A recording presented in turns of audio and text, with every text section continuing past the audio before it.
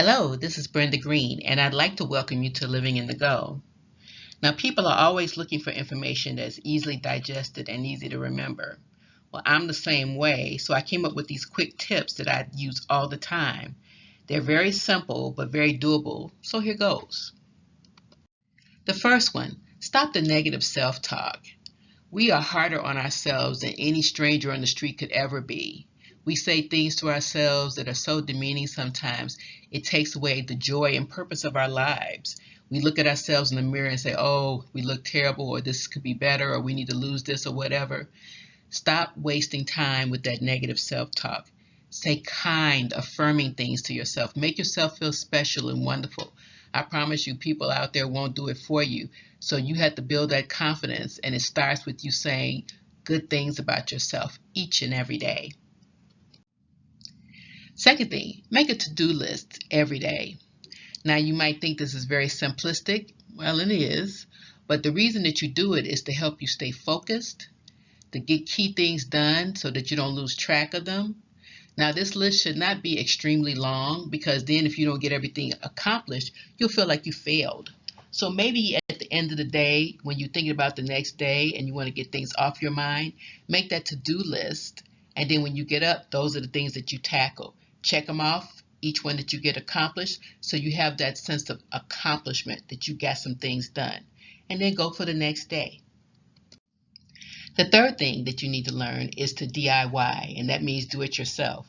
There are a lot of projects around your house that you're looking at right now thinking, somebody needs to do them, or I don't have the money to hire somebody.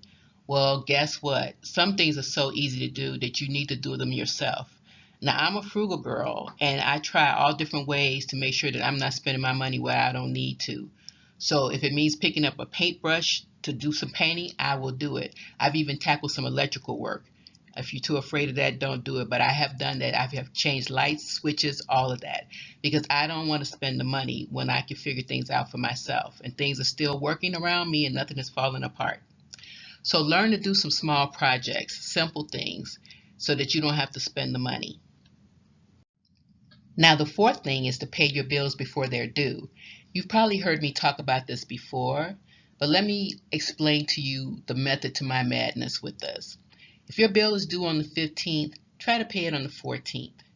When your creditors are looking at your balances, they're looking at the big picture, so to speak. And so they charge you interest based on what your balance is. If you pay your bill before the due date, it's a smaller balance that they're looking at to charge you interest on. So that's one perk.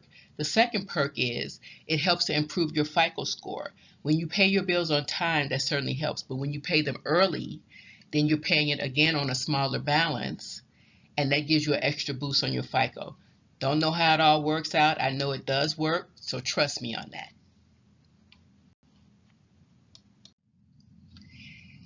Number 5, invest in yourself. And I talk about making sure that you have money saved for emergencies, for your retirement. And people neglect that sometimes. They think I'll get to it sooner or later. Even if you're putting $10 away a month, something is better than nothing, but you need to be investing in yourself. You need to be looking out for your future. You might think that something's going to come along, you're going to win the lottery. I heard that recently. I thought, wow, that's a good one. The reality is those things are probably not going to happen, so you need to be investing in yourself.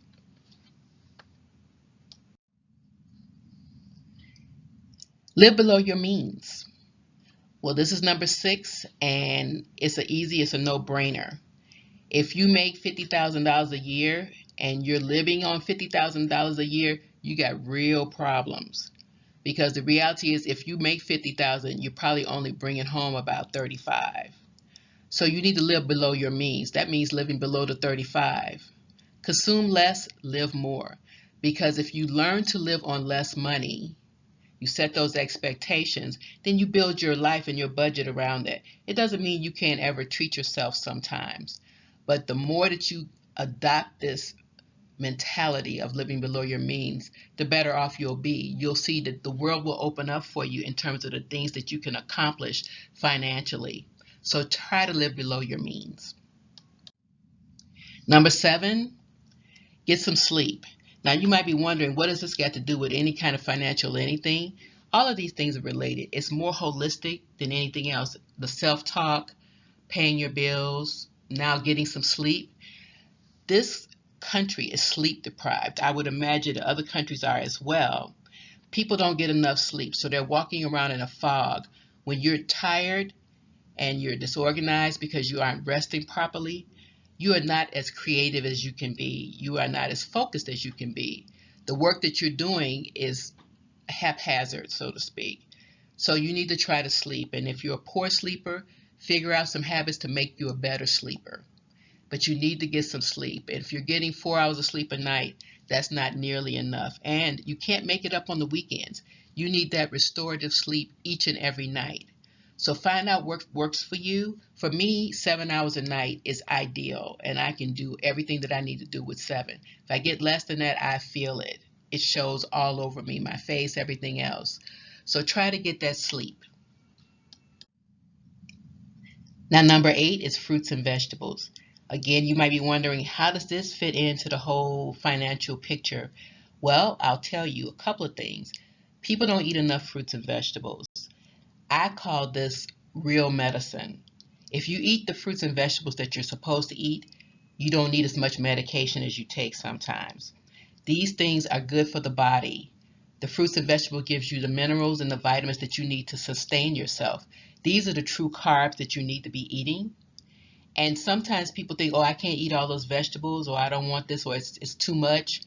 Well, 5 servings a day is the minimum that you should eat.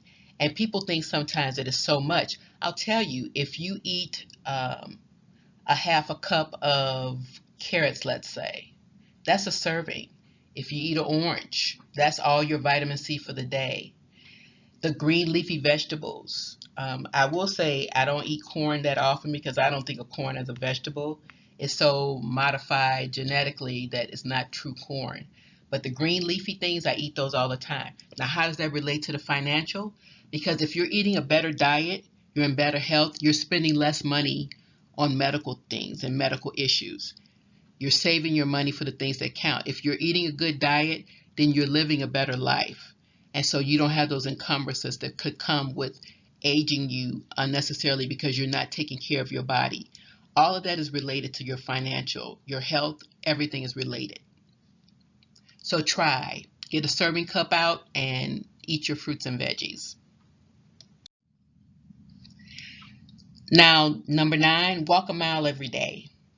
And it's funny because it depends on where you live at in terms of if you want to be able to go out and walk a mile. If you don't have a gym membership, you can walk around the block. Sometimes when it's rainy and cold outside, believe it or not, I will walk in place in the house.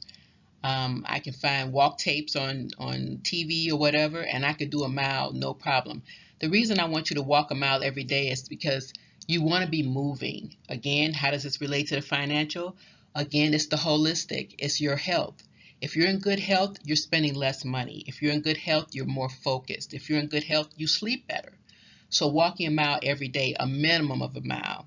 It should take you anywhere from 15 to 20 minutes to walk that mile, but try to do it every day. You'll find that you start to enjoy it. Your body will feel better. All of those things come into play. So walk a mile every day. Number 10 is to get a yearly checkup. So I encourage you, if you have medical, to get a yearly checkup.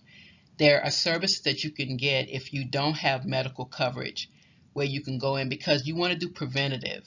You don't want to go in there with something really bad happening to you, then it's very costly. They have to do so many things, so many tests or whatever. But if you go in there once a year, that's preventative. If something is happening with you, they can find that right away and at a minimum get it taken care of, whether it be some medication or just a lifestyle change. So try to get a yearly checkup. Again, we're looking at the holistic picture in terms of how everything is connected to your whole life. So in summary, stop the negative self-talk, make a to-do list every day, learn to DIY, pay your bills before they're due, and invest in yourself. It's like believing in yourself. Live below your means, get some sleep, eat fruits and vegetables, walk a mile every day, and get that yearly checkup. As always, I'd like to thank you for your time and your attention.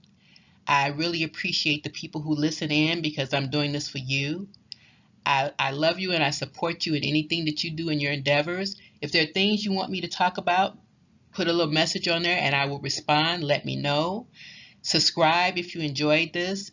Share the news, pass it on, because again, we're starting a revolution here in terms of just getting people where they need to be. I want everyone to be knowledgeable and have all the things they need to have a productive and happy life. Thank you.